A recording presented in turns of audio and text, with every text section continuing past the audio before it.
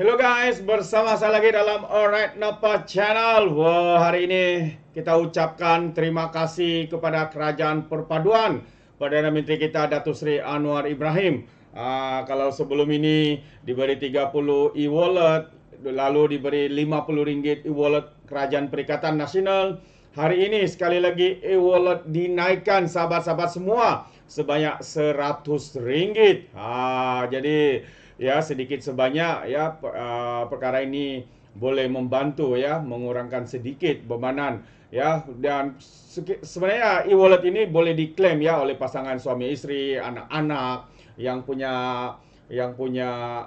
account ya. Ya, jadi sebenarnya macam saya sendiri ya, isteri dan saya sudah klaim ya. Jadi maksudnya dapat 200. Kalau ada anak mungkin boleh klaim, yang cukup umur 21 ke atas tuh mungkin boleh klaim juga, tapi budak masih kecil. Walaupun begitu sahabat semua, ada juga volunteer yang tidak bersyukur ya dengan pemberian daripada Kerajaan Perpaduan ini. Ada di antara mereka masih menggunakan pelbagai alasan walaupun sudah klaim, tapi masih tidak bersyukur dengan apa yang sudah diberi oleh Kerajaan Madani Malaysia, Kerajaan Perpaduan Malaysia Madani ini. Jadi sebenarnya perkara ini sudah diumumkan oleh Datuk Seri Anwar Ibrahim pada 29 yang lalu, yang mana tambahan RM100 e-dompet atau e-Madani ya, program Madani yang bermula ya semalam, sebenarnya ramai yang sudah klaim, dan rata-rata hari ini awal pagi tadi ramai yang sudah menerima ya, sudah menerima tuntutan ya, dia uang e-wallet ini sebanyak RM100. Jadi kalau kita lihat kenyataan Datuk Seri pada 29 November yang lalu, tambahan nilai e-dompet atau e-Madani RM100 di bawah program Madani kepada semua rakyat Malaysia berumur 21 tahun dan ke atas berpendapatan kurang daripada RM100 setahun boleh ditebus mulai Isnin depan ya. Kemarin ya ramai yang sudah menebus, dan saya percaya hari ini ramai yang sudah menerima. Perdana Menteri Anwar Ibrahim berkata ini akan memberi manfaat kepada 10 juta orang dan melibatkan kos sebanyak RM1 bilion. Dia berkata dalam tempoh penembusan adalah daripada 20 sehingga 20 Februari 2024, sehingga tahun depan ya. Ada 2 bulan lebih lagi. Jadi 4 penyedia e-dompet akan terlibat dalam program itu. Kementerian Kewangan dalam satu kenyataan kemudiannya berkata penyedia e-dompet yang layak adalah MEE, Maybank, Setel Petronas, ShopeePay dan juga Touch and Go. Anwar membuat pengumuman itu semasa membentangkan bajet tahun 2024 untuk bacaan kali kedua di Dewan Negara hari ini ya, pada 29. Sementara itu permohonan rebate sehingga 2,400 untuk membeli motosikal elektrik juga akan dibuka pada bulan Disember, itu bulan ini sahabat-sahabat semua. Ini adalah untuk mereka yang berpendapatan kurang daripada RM120,000 setahun dan merupakan sebahagian daripada usaha kerajaan untuk menggalakkan pemandu beralih daripada bahan api fosil. Bajet 2024 telah diluluskan oleh Dewan Rakyat pada Isnin yang lalu dengan undi suara. Bajet kini dibahaskan oleh Dewan Negara dan dijangka lulus dengan mudah. Itu antara pengumuman yang diumumkan oleh Datuk Seri Anwar Ibrahim, sahabat-sahabat semua. Dan sebenarnya ramai yang sudah menerimanya hari ini, dan kita percaya ramai yang bersyukur. Namun ada juga yang tidak bersyukur, seperti yang saya katakan tadi, khususnya daripada geng walaun-walauntit lebay-lebay, geng sapu bersih yang begitu koyak ya, begitu hitam hatinya, otak tidak tahu entah kemana. Jadi kalau hari ini ramai ya rakyat di luar sana mengkritik dan juga mengecam ya tindakan beberapa walaun-walauntit yang kononnya ya mengaitkan e-wallet ini ya kepada ID digital, itu antara perkara. Dengan itu hari ini beberapa netizen mengatakan sudah tuntut e-Madani tapi nak batalkan pula pembangkang kaitkan digital ID. Itu antara ya kecaman daripada pihak netizen terhadap walaun-walauntit yang bersikap sombong dan angkuh, sahabat-sahabat semua. Jadi kita lihat terdapat penyokong pembangkang yang sudah menuntut kredit RM100 e-Madani hari ini, tetapi kemudiannya mahu pula membatalkan proses tebusan itu.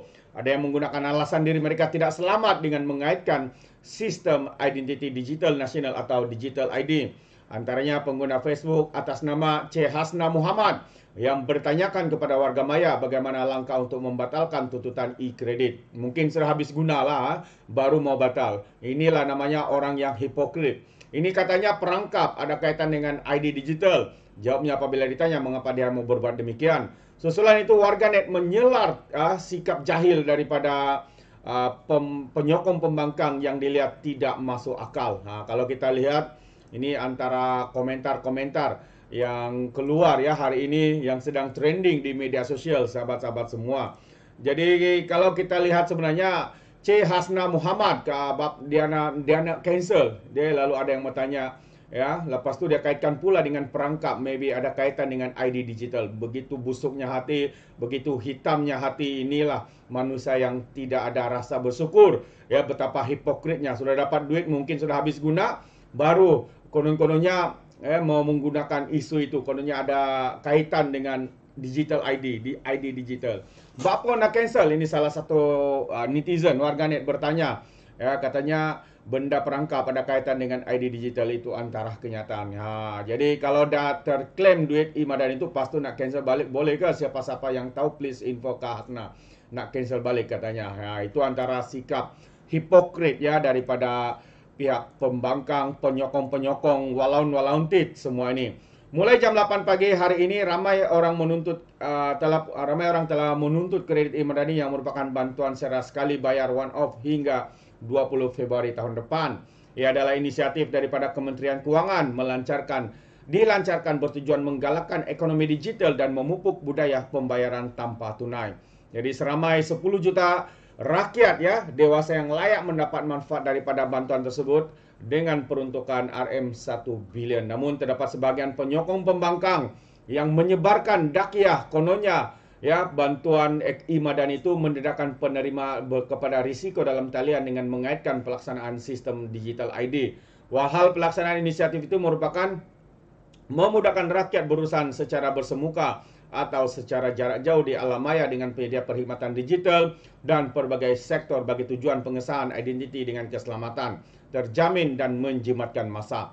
Inisiatif tersebut juga membantu orang ramai mengakses dan melakukan berbagai transaksi tanpa perlu mengingati berbagai ID, pengenalan dan kata laluan. Itu antara ya pencerahan-pencerahan daripada warganet ya berkaitan dengan isu ini yang kita lihat ya walaun-walauntit sudah bengong, sudah bobrok nampaknya sehingga perkara begini pun dipolitikan, dikaitkan dengan ID digital dan sebagainya.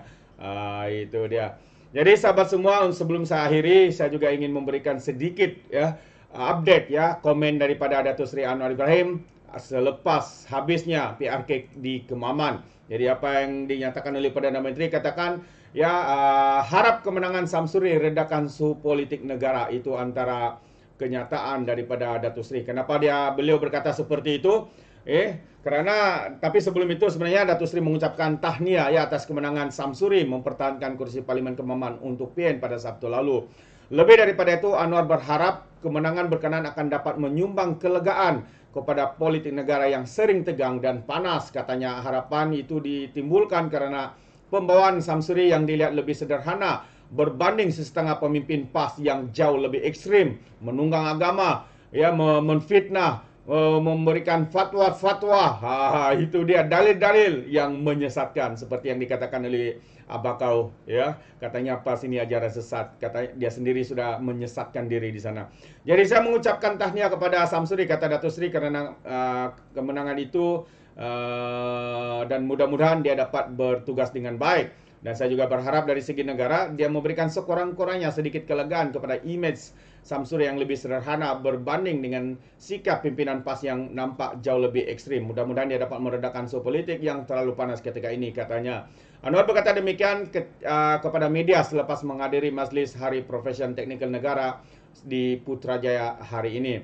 Turut hadir juga dalam Menteri Kerja Raya Alexander Nantat Linggi. Ya, dan selain masih berkhidmat sebagai Menteri Besar, Samsuri merupakan tokoh profesional yang dipilih ahli PAS sebagai anak presiden mereka buat penggal yang kedua. Dia merupakan ahli akademik yang bertugas di Jabatan Kejuruteraan Aeroangkasa di Universiti Putra Malaysia. Dua lagi naib presiden merupakan tokoh yang memiliki latar agama, yaitu Idrus dan juga Amar Abdullah. Pun begitu, Samsudin merupakan antara watak paling dipercaya hadi kerana pernah dilantik sebagai setiausaha politik presiden PAS berkenaan. Itu dia.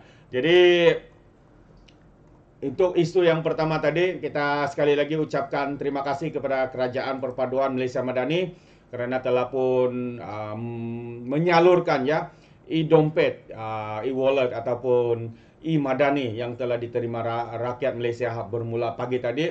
Walaupun begitu, ada juga yang hipokrit, ada juga yang sombong, ada juga yang angku hitam hatinya mengaitkan perkara ini dengan digital ID dan sebagainya. Begitu bobrok, begitu dangkalnya mereka, sahabat-sahabat semua. Jadi terima kasih, itu sedikit pandangan saya berkaitan dengan isu ini. Jadi sekiranya Anda mau berikan sebarang komen, Anda boleh berikan komen dalam ruangan komen. Jadi terima kasih, sampai di sini saja. Izinkan saya untuk mengundurkan diri. Dan seperti biasa, peribahasa mengatakan, tapapun kangkap, 2 tahun keinginan. Dalam bahasa Melayunya, tepuk dada, tanya selera. Sekian saja daripada Alright Nampak Channel. Kita berjumpa lagi. Bye-bye.